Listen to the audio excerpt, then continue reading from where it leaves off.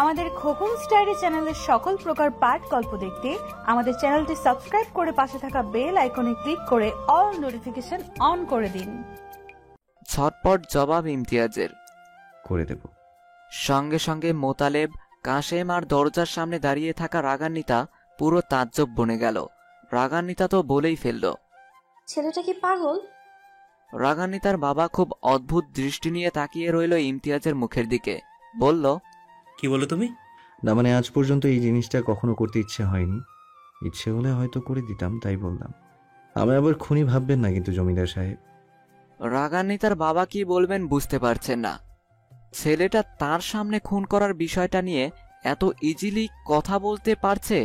ছেলেটা কি সহজ সরল বোকা টাইপের? রাগান্বিতার বাবা ইমতিয়াজের দিকে তাকিয়ে বলল, তোমার মন চাইলে তুমি সত্যি মানুষ খুন করতে পারবে? আসলে হয়েছে কি জমিদার সাহেব, খুন বিষয়টা আমি কখনো সেইভাবে বড় করে দেখিনি, তাই কথাটা বলে ফেললাম। তবে মানুষ খুন করা এত সহজ নাকি? লাস্ট কথাটা রাগান্বিতার দিকে তাকিয়ে বলল ইমতিয়াজ। মেয়েটা শাড়ির আঁচল ধরে দাঁড়িয়ে আছে দরজার সামনে, মনে হচ্ছে তারই অপেক্ষায় দাঁড়িয়েছিল। ইমতিয়াজ দৃষ্টি সরালো, বলল, আরও কি কিছু জানার আছে জমিদার সাহেব? তুমি কি করো? পড়াশোনা। তবে আমার নিজস্ব একটা ব্যবসা আছে।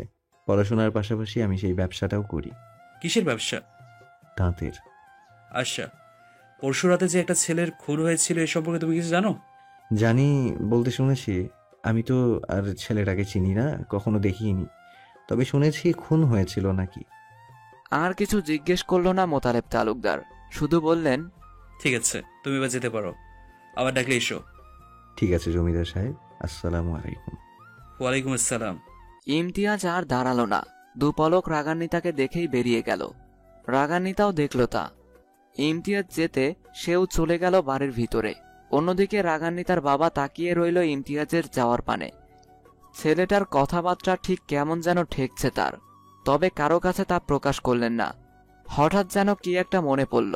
রাগান্বিতার বাবা হালকা উচ্চস্বরে বলে উঠলেন, ইমতিয়াজ, দাঁড়াও। ইমতিয়াজ দাঁড়িয়ে পড়ল।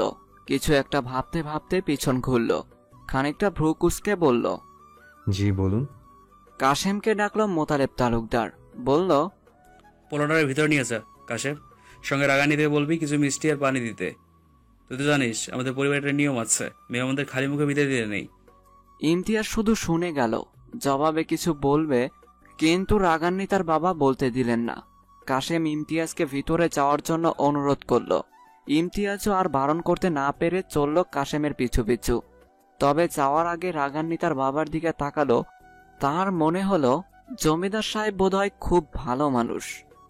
ডাইনিং টেবিলের পাশেই ছিল একটা জানালা। জানালার পাশে বিশাল একটা গাছ। গাছটার উচ্চতা হয়তো দোতলা ছুঁই ছুঁই। ইমতিয়াজ চেয়ারে বসে আছে, তার সামনেই বাড়িতে করে মিষ্টি আর পানি রাখা। রাগান্বিতা মাত্রই তার সামনে এসব রেখে গেছে। ইমতিয়াজের মোটেও এসব খাওয়ার ইচ্ছে নেই। কাশেম বসে আছে ইমতিয়াজের সামনে। ইমতিয়াজ খাচ্ছে না বলে বলল, কি হলো? আপনি দিয়ে খাইতেছেন না কিছু? আমার আসলে এই মিষ্টিটা অতটা পছন্দ না। মিষ্টি পছন্দ না বলেই আমি রোজ নিম গাছের ডাল দিয়ে দাঁত মাজি। কাশেম যেন অবাক হলো ইমতিয়াজের কথা শুনে, বলল, হাঁচা কোন? কতক্ষণ আগেও মেজে আসলাম। তোমারই বিশ্বাস না হলে মুখলেসকে জিজ্ঞেস করতে পারো। তাহলে আপনি এখন মিষ্টি খাইবেন না? তুমি খেয়ে ফেলো। এই বলে সামনের গ্লাসটার পানি থেকে কিছুটা পানি খেলো ইমতিয়াজ। তারপর বলল, তারপর জমিদার সাহেব কিছু জিজ্ঞেস করলে বলবে আমি খেয়েছি। মিছা কথা কমো? মিথ্যা কথা কই, আমি তো খেলাম। কই খাইলেন? এই যে পানি খেলাম। এবার তুমি ঝটপট মিষ্টিগুলো খেয়ে ফেলো তো। কাশেমের মিষ্টি খুব পছন্দ, তাই আর লোভ সামলাতে না পেরে সব মিষ্টি ধপাধপ খেয়ে ফেলল। ইমতিয়াজ মিষ্টি হাসল এতে। হঠাৎ কাশেমের ডাক পড়ল, রাগান্বিতার বাবা তাকে ডাকছেন। কাশেমও দ্রুত পানি খেয়ে ছুট লাগালো বাহিরে। ইমতিয়াজ বসে রইল। অল্প কিছুক্ষণ জানালার বাহিরটা আর বাড়ির ভেতরের আশেপাশটায়ও একটু চোখ বুলালো। অতঃপর উঠে দাঁড়ালো ইমতিয়াজ। এবার তাকে যেতে হবে। ইমতিয়াজ তার গায়ের শার্টটা ঠিক করে চেয়ার ছেড়ে উঠে বসল। কোনো দিক আর না তাকিয়েই চলে যেতে লাগলো সে। সদর দরজা পর্যন্ত যেতেই রাগান্বিতার কণ্ঠ শোনা গেল। সে বলল, আপনি মিষ্টিগুলো খেলেন না কেন? ইমতিয়াজ দাঁড়িয়ে পড়ল। রাগান্বিতার চোখের দিকে তাকিয়ে বলল, তার কাজল কালো আঁখিতে আমি খুব মায়া দেখেছি। মিষ্টি তো পছন্দ নয়, তাই আমি তাতেই সন্তুষ্টতা উপভোগ করেছি। ইমতিয়াজ দাঁড়ালো না। রাগান্বিতা ইমতিয়াজের কথাটার অর্থ না বুঝতে পেরে বলল, মানে? ইমতিয়াজ কি আর এর মানে বলবে? বলবে না তো, তাই যেতে যেতেই বলে গেল, সব কিছুর মানে বুঝতে নেই কুমারী রাগান্বিতা। বুবু, রাগান্বিতা বুবু, উডো বুবু, তোমার নামে চিঠি আইছে। বুবু উডো জলদি, ডাক পিয়ন ডাকতাছে বুবু, উডো। পরপর কয়েকবার রাগান্বিতার কানের কাছে ঝুঁকে কথাগুলো বলছে লুবনা। রাগান্বিতাদের গ্রামের একটা বাচ্চা মেয়ে। রাগান্বিতাকে অনেকেই ভালোবাসে। কতক্ষণ আগে ইমতিয়াজ চলে যাওয়ার পর নিজের রুমে এসে বিছানায় শুয়ে ইমতিয়াজের বলে যাওয়া কথাটা ভাবতে ভাবতে কখন যে রাগান্বিতার চোখ লেগে গিয়েছিল তা বুঝতেই পারেনি। রাগান্বিতা নড়ে চড়ে উঠল। চোখ খুলে তাকাতেই সামনে লুবনাকে দেখে হতভম্ব হয়ে বলল, তুই এখানে? বুবু উডো, তোমার নামে চিঠি আইছে, ডাক পিয়ন ডাকতাছে। চিঠি? হ, আমি তোমাগো বাড়ির উঠান দিয়া যাইতাছিলাম, তখনই আইছে। আমারে কইল তোমারে ডাইকা আনতে, তাই আনছি। বাড়িতে রেজওয়ান দাদাবাবুরে ছাড়া আর কাউরেই দেখি নাই। রাগান্বিতা উঠে বসল। কিছুক্ষণ চুপ থেকে বলল, ঠিক আছে, তুই যা, আমি দেখছি। আচ্ছা বুবু। বলেই লুবনা চলে গেল। আর রাগান্বিতাও বেশি না ভেবে দ্রুত উঠে চলল নিচে। আজকে ডাকপিয়ন হিসেবে অন্য আরেকজন এসেছে। গত 2 দিন যে লোকটা এসেছিল সে আজ আসেনি। একটা মাঝবয়সী ছেলে এসেছে। রাগান্বিতা খানিকটা বিচলিত মুখ নিয়ে এগিয়ে গেল ডাকপিয়নের সামনে।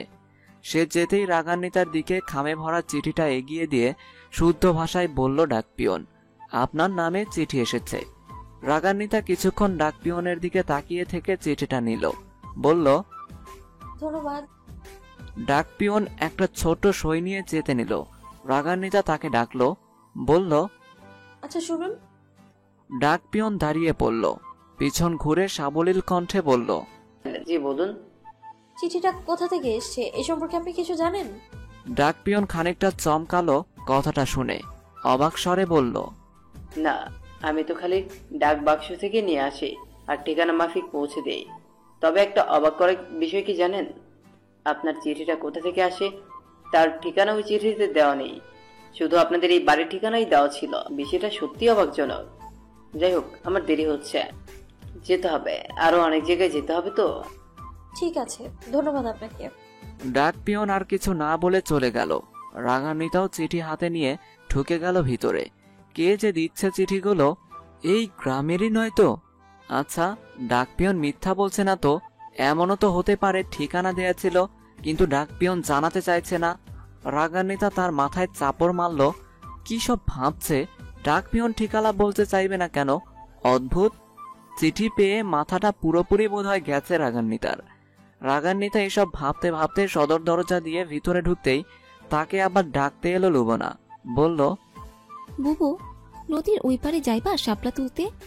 রাগান্বিতা দাঁড়িয়ে পড়ল, বলল, এখন? হ, আমি যামু। তুমি আগেরবার কইছিলা না শাপলা তুলতে গেলে তোমায় ডাকতে? রাগান্বিতা কতক্ষণ ভাবল, বলল, ঠিক আছে, তুই দাঁড়া, আমি আসছি। ঠিক আছে বুবু। রাগান্বিতা চলে গেল উপরে। রেজওয়ান নিজ রুমে ঘুমাচ্ছে। বাবা বারণ করেছে যতদিনে পুরোপুরি সুস্থ না হচ্ছে ততদিন বাড়ির বাইরে না যেতে। ঘড়িতে তখন প্রায় 11টা বাজে। রাগান্বিতার বাড়িতে একজন কাজের লোক আছে। ওনার নাম মিলিতা বেগম। বয়স 49 ছাড়িয়েছে। রাগান্বিতা মাঝে মাঝে ওনাকে সুন্দরী দাদিমা বলে ডাকে। কিশোরী বয়সে মহিলাটি দেখতে খুব রূপবতী ছিলেন। এখনো গায়ের রং পুরো দুধের মতো ফর্সা। ছোটবেলা থেকেই রাগান্বিতা, কুহু আর রেজওয়ানকে উনিই বড় করেছেন। অত্যাধিক ভালোবাসেন, তাই তো কুহুর মৃত্যুতে তিনি বড্ডই আঘাত পান। রাগান্বিতা চিঠিটা তার রুমে রেখে ছুটে যায় রন্ধনশালার দিকে। মানে রান্নাঘরে। দাদিমা তখন দুপুরের ভোজনের জন্য কাটাকাটি করছিলেন। বয়সটা বেশি হলেও দাদিমার হাতের রান্না এখনো দারুণ। রাগান্বিতা ওনায় কাজ করতে সবসময় সাহায্য করে। রাগান্বিতা এগিয়ে গেল দাদিমার দিকে। ওনার গলা জড়িয়ে ধরে বলল, দাদিমা, আমার না খুব শাপলা খেতে ইচ্ছে করছে। রাগান্বিতার কাঁচে মুচকি হেসে বলল, লুবানার লগে যাইবা কিন্তু তোমার বাজানে যদি আইয়া পড়ে। বাবা এখন আসবে না। তুমি তো জানো বাবা রোজ জোহরের আজানের কতক্ষণ আগেই বাড়ি আসে। আমি তার আগেই চলে আসব। গ্রামের মানুষ তো বালা না, দুপার বেলা তোমারে দেখলে।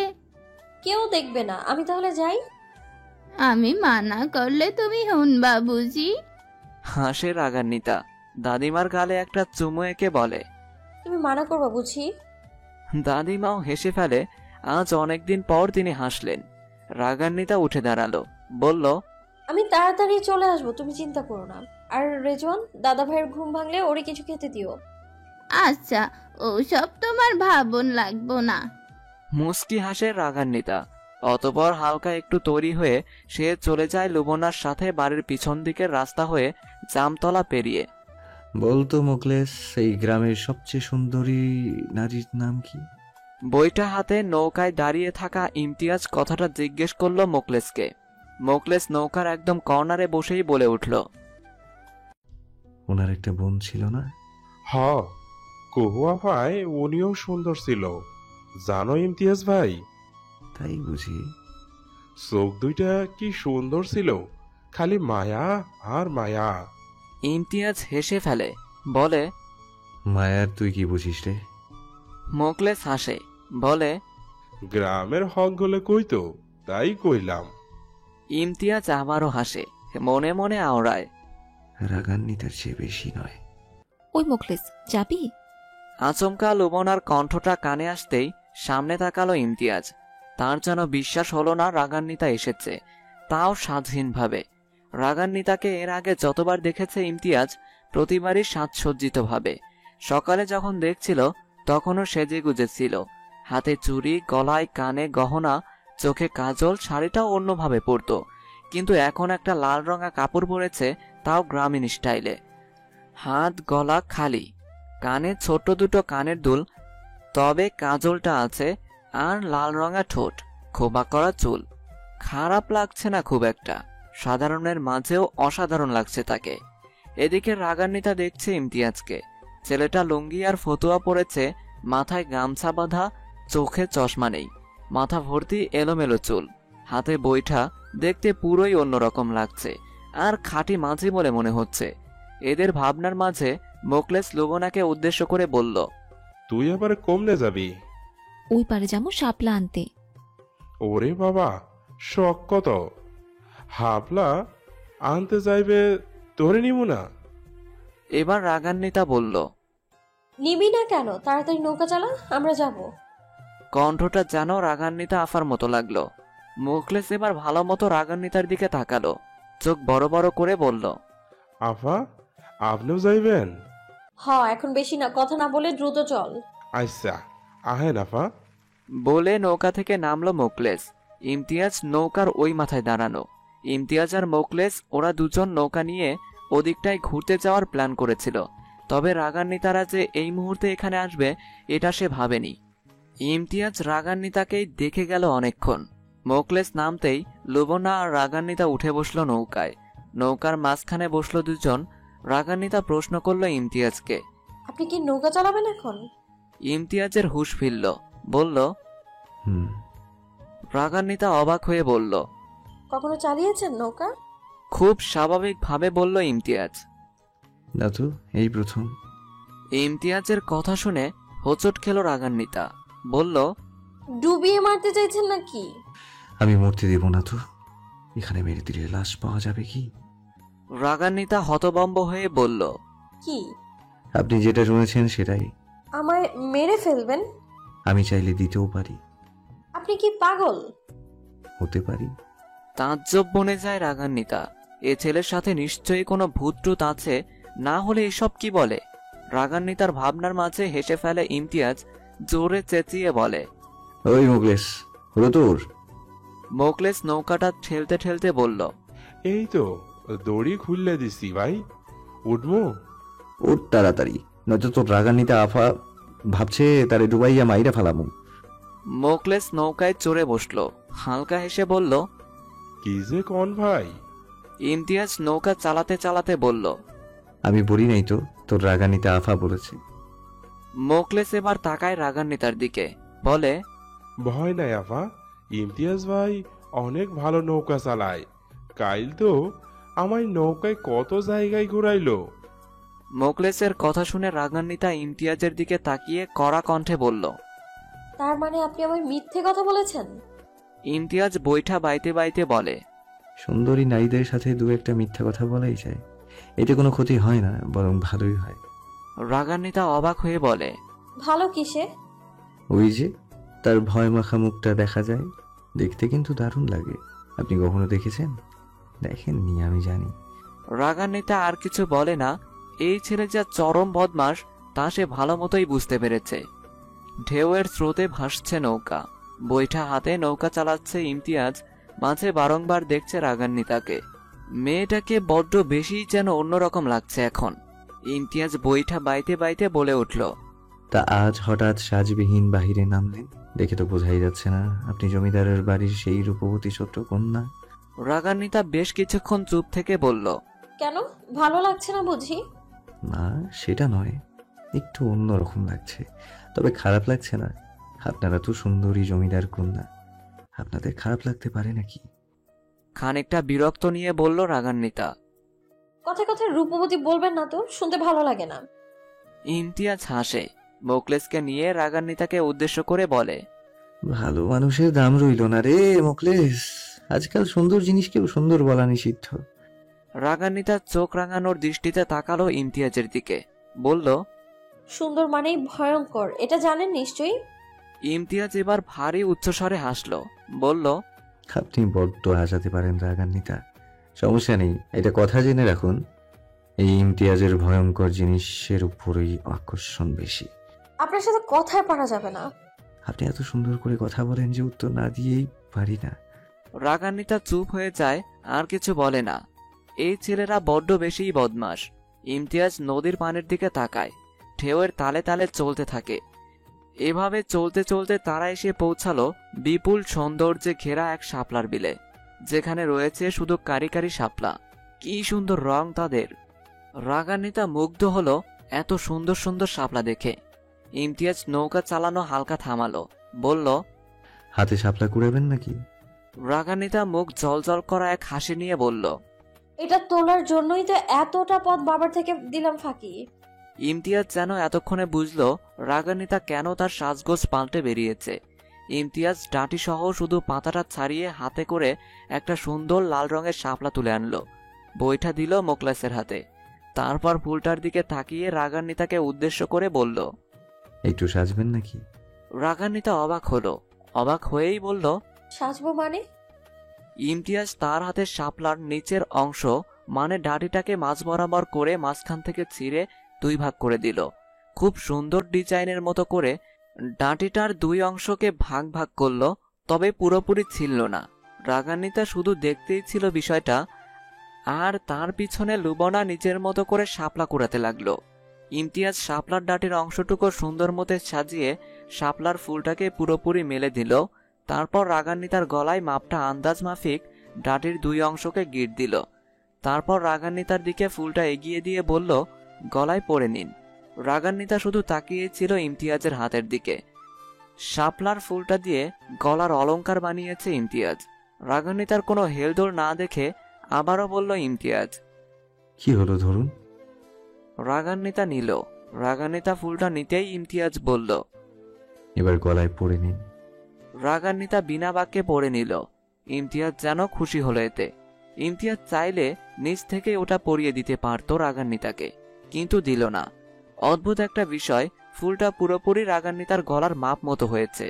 ইমতিয়াজ আশেপাশে তাকালো, পরপর ছোট ছোট দেখে আরো দুটো লাল টুকটুকে শাপলা নিল।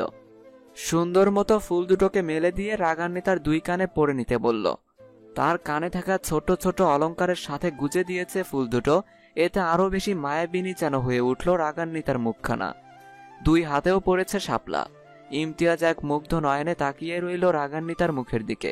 খুবই অল্প আওয়াজে বলল, মেয়েটা এত সুন্দর লাগছে কেন? ইমতিয়াজ আবারও আশেপাশে তাকালো, তবে এবার আর শাপলা তুলল না। শাপলার আশেপাশে কিনারায় থাকা ছোট্ট কিছু ফুল তুলে সেগুলো মাঝখান থেকে ছিঁড়ে ছিঁড়ে একটার ভিতরে আর একটা রেখে বানিয়ে ফেললো মাথায় দেওয়ার মতো একটা অলংকার। ইমতিয়াজ জিনিসটা রাগান্বিতার হাতে দিয়ে মুখে বলল না, ইশারায় নিজের মাথাটা দেখিয়ে পরে নিতে বলল। রাগান্বিতাও বিষয়টা বুঝতে পেরে নির্দ্বিধায় পরে নিল। এবার যেন পুরোপুরি পারফেক্ট লাগছে রাগান্বিতাকে। ইমতিয়াজ বেশ অনেকক্ষণ তাকিয়ে রইল রাগান্বিতার দিকে। লাল শাড়ি, গলায় লাল রঙের শাপলার হার, কানে শাপলার দুল, হাতে শাপলার ব্যাসলেট, মাথায় ছোট্ট ছোট্ট ফুলের মায়াবী আলিঙ্গনের ছড়াছড়ি, লাল রঙা ঠোঁট। ইস, বড্ড বেশি যেন সুন্দর লাগছে মেয়েটাকে। ইমতিয়াজ মনে মনে আওড়ালো, তোমার এই ভয়ঙ্কর রূপ কখন যেন আমায় মেরে দেয় রাগান্বিতা। মোকলেসের ডাক শোনা গেল।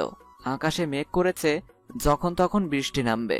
মোকলেস নৌকা চালাতে চালাতে বলল, ইমতিয়াজ ভাই, বৃষ্টি আইব মনে হয়, নৌকা কি ওইবার নিয়ে যাবো? রাগান্বিতারও যেন হুঁশ ফিরল।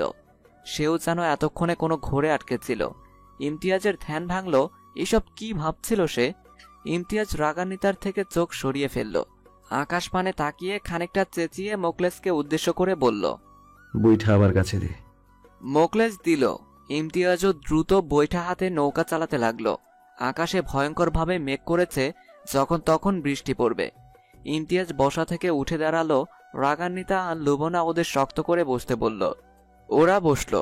অতঃপর যে পথ দিয়ে এসেছিল সেই পথ দিয়েই দ্রুত ছুটতে লাগলো ইমতিয়াজ। রাগান্বিতা তখনও তার গায়ের অলংকার নিয়ে ভাবছিল। আনমনেই মুচকি হেসে উঠল।